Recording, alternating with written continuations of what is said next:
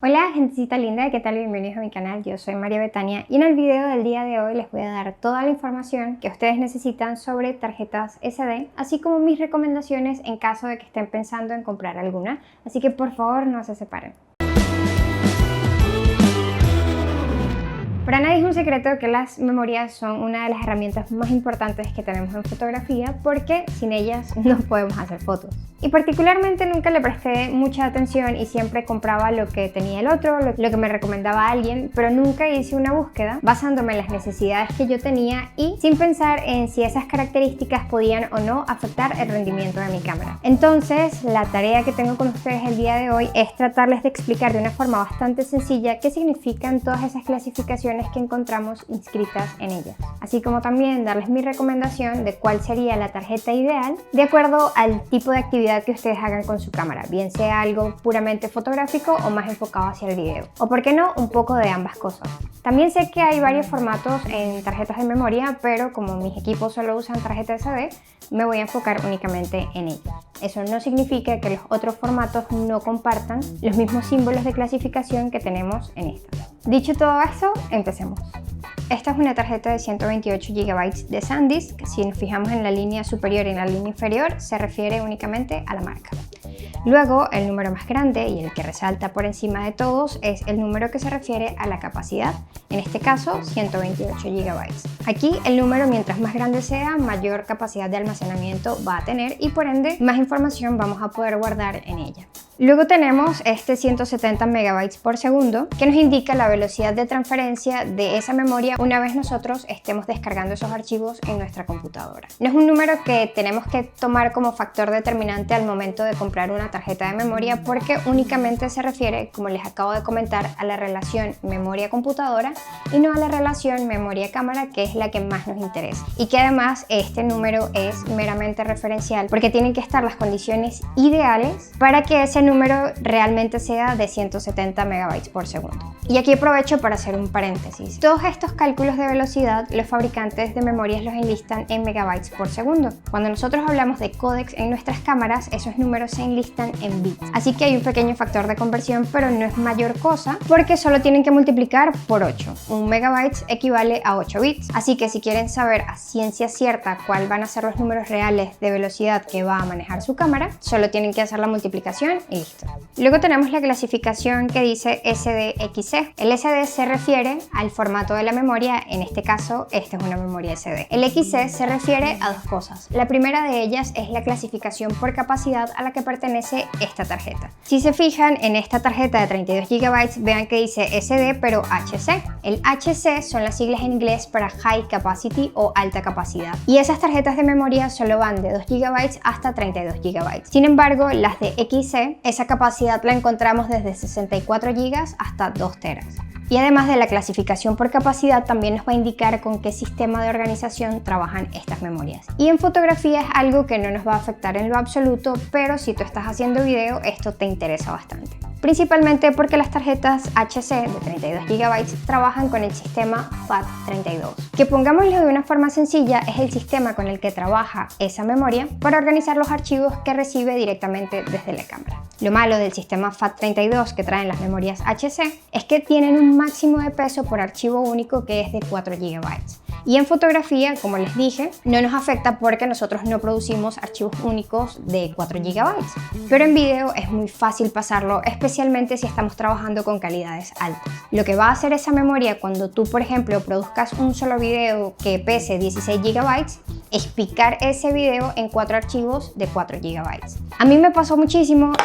A mí me pasó varias veces y no entendía a ciencia cierta qué era lo que pasaba hasta que descubrí lo del sistema de organización. Así que si tú estás principalmente interesado en video, no te recomiendo que trabajes con memorias SDHC, sino que vayas directamente por una XC. Y así te evitas que la tarjeta de memoria haga unos cortes que no sean los ideales para el archivo con el que tú estás trabajando. La siguiente clasificación que encontramos es esta C que encierra dentro de ella un 10 y nos va a indicar la clase de velocidad con la que trabaja esa memoria. Anteriormente era mucho más común ver una mayor variedad de clases dentro de las memorias con las que trabajábamos porque existían aquellas de clase 2, clase 4, clase 6. Pero últimamente el estándar mínimo de calidad que nos ofrecen las memorias es la clase 10. Si se fijan en esta tarjeta de 32 y esta de 64, a pesar de que varían en velocidad y en capacidad, todas comparten la misma clase, que como les digo es la clase 10. ¿Qué nos va a indicar eso? Que esas memorias nos van a mantener una velocidad mínima de escritura de 10 MB por segundo. Luego de eso tenemos otra clasificación referente también a la velocidad, pero más hacia la ultra alta velocidad de escritura que nos va a mantener esa tarjeta, que se refiere a esta U, que dentro de ella tiene un 3. Voy a sacar esta tarjeta de acá para explicarles un par de cositas. La U hace referencia a la clasificación UHS, que corresponde a las siglas en inglés de Ultra High Speed, o lo que sería en castellano Ultra Alta Velocidad. Esta, a diferencia de la clase 10, sí varía de acuerdo al tipo de memoria que estemos usando, porque a pesar de que estas dos memorias comparten el mismo número en UHS, esta por su parte solo tiene un 1. Ese 1 o ese 3 lo que nos va a indicar que nos va a mantener una velocidad mínima de escritura de 30 MB por segundo o de 10 MB por segundo. Y ahora, si nos fijamos en las tarjetas que tenemos acá, a pesar de que comparten la misma clase, que es la clase 10, y el mismo valor en UHS, que en ambas es 3, fíjense que varía este número romano, que en el caso de la de 128 es 1 y en la de 64 es 2. Ese número guarda relación con el UHS y se refiere principalmente a la interfaz del bus de la memoria. Además de variar la velocidad de la tarjeta, también va a variar en cuestiones físicas, porque si se fijan, esta que trae el 2, si la volteamos, trae dos líneas de conexión de pin.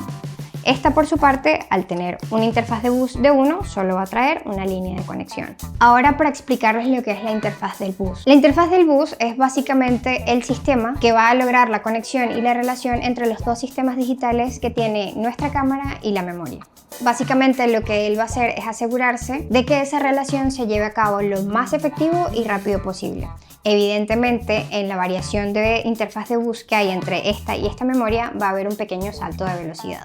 Y a ciencia cierta, ¿en dónde vamos a ver nosotros reflejado eso? Bueno, si nosotros trabajamos con archivos RAW muy pesados en cámaras, digámoslo, de formato full frame y necesitamos trabajar en ráfagas. Para que nuestra cámara y nuestra memoria sean capaces de manejar esos archivos o el peso de esos archivos, necesitan, digamos, una interfaz de bus bastante rápida. Ahora, si tú trabajas con archivos de una cámara APS-C, trabajas en RAW, pero sigue siendo algo relativamente liviano, digamos que no es algo que te afecte demasiado. Yo hice un pequeño experimento con esta belleza que tengo por acá, que es una X-T4, que a pesar de que es una cámara APS-C es bastante nueva y asumí yo que era bastante rápida. Y lo que hice fue utilizar estas dos tarjetas para hacer ráfagas en el formato RAW sin comprimir. Hice la ráfaga de fotos que me permitía el buffer de mi cámara y sí hubo una pequeña variación de segundos en lo que duraba una tarjeta y la otra en escribir el 100% de esos archivos en ella. Esto no significa que si yo le pongo una tarjeta con una interfaz de bus de 2, ella me va a dejar hacer más fotos. No, eso ya depende únicamente del buffer con el que trabaje nuestro equipo. Pero lo que sí me va a asegurar a mí es que va a escribir esas fotos en menor o mayor tiempo. Pero de todas maneras, ustedes si tienen varias memorias pueden hacer el mismo experimento y vean cuál es la que le da el rendimiento más óptimo de acuerdo a las necesidades que ustedes tengan. Luego, y para ir cerrando, tenemos esta V60 o V30 en el caso de la de 128. Y nuevamente es otra clasificación de velocidad, pero relacionada directamente a la grabación de video. Eso lo que nos va a indicar es la velocidad mínima de escritura que nos va a mantener esa tarjeta cuando nosotros estemos haciendo video. En el caso de la de 60 son 60 MB por segundo y en el caso de la de 30 son de 30 MB por segundo. Esto también influye en la calidad del formato en la que tú vas a poder grabar efectivamente dentro de esa tarjeta. En el caso de la tarjeta V30 te va a permitir a ti grabar videos en 4K entre 24 y 30 frames por segundo. En el caso de las tarjetas de 60 lo vas a poder hacer igualmente en 4K, pero desde 60 hasta 120 frames por segundo. Evidentemente, mientras más prestaciones de mayor calidad te permita tu cámara, tu memoria también debe modificarse para que pueda trabajar de la forma más efectiva posible. En fotografía no es algo que influya demasiado, a menos que estés trabajando con cámaras muy nuevas, con archivos muy pesados y nuevamente estés trabajando en ráfaga. De lo contrario, digamos que no es un factor demasiado determinante en cuanto a fotografía se refiere. Y ya cuando sabemos cuál es la información que manejan nuestras memorias, es momento de decidir cuál sería la ideal para cada uno de nosotros. Primero que nada es importante que ustedes sepan cuál es el tipo de formato de memoria que acepta su cámara, porque no todas son capaces de trabajar con aquellas que tienen una línea de contacto, porque no todas son capaces de trabajar con aquellas que tengan dos líneas de contacto. Entonces es importante que ustedes revisen eso. La manera más sencilla que tienen de hacerlo es revisar directamente en el manual de su cámara o en la página del fabricante, donde ellos precisamente les van a indicar cuál es el tipo de memoria óptimo para su cámara. Ahora bien, afortunadamente para nosotros en fotografía, digamos que esas necesidades a cubrir son mucho más básicas. Y si solamente vas a trabajar con fotografía en una cámara, digámoslo APS-C, con archivos bastante ligeros, yo creo que una tarjeta SDHC UHS-1 de 32 GB va a ser más que suficiente. Ahora, si estás pensando hacer foto, pero también empezar a trabajar con video, ahí sí te recomiendo que vayas en formatos de 64 GB en adelante, que sean SDXC con UHS-2. Otra cosa que es importante considerar es que nosotros podríamos creer fácilmente que si le ponemos una memoria más rápida a nuestra cámara, va a ser mucho más veloz. Y esto es totalmente falso. De hecho, nuestras cámaras van a poder trabajar con memorias inferiores en velocidad a lo que ellas necesiten, pero nunca con aquellas que su velocidad sea superior, porque no van a saber qué hacer con ese extra de velocidad que les está dando esa tarjeta y no van a poder trabajar. También es importante que sepan que si su cámara es un modelo que ya tiene muchos años en el mercado y es relativamente lenta si lo comparamos con los sistemas más nuevos, eso no se va a solucionar con una tarjeta veloz que ella soporte. Eso ya tiene que ver única y exclusivamente con la velocidad del procesador de su cámara y una memoria no lo va a arreglar. Pero si tu cámara es nueva y tú ves que sí se demora un poco en escribir o si es un poco más lenta de lo debido, una de esas causas podría ser la memoria con la que tú estás trabajando. Hay cámaras que también al momento de hacer video te van a exigir no solo un mínimo de velocidad, sino también un mínimo de capacidad. Por ejemplo, la Sony A7S2 y la Sony A7R2 no solo te exigen características de velocidad, sino también de capacidad. De hecho, no podíamos grabar videos en 4K con memorias inferiores a 64 GB. Así que averigüen todo eso muy bien antes de comprar sus memorias. Y bueno, amiguitas y amiguitos de mi corazón, este fue todo el video por hoy. Espero que les sea muy útil y ya sepan qué buscar en una memoria la próxima vez que piensen en comprar una. Si tienen alguna recomendación que darme o algún tip extra en el tema de las memorias, me gustaría leerlos. Por favor, háganlo ahí abajo en la caja de comentarios. Y también quiero recordarles que tengo Instagram, que me pueden seguir por allí para seguir conectados. Y no me quiero despedir sin antes darles las gracias por quedarse otra semana hasta el final y decirles con todo el cariño del mundo que nos vemos en el próximo video.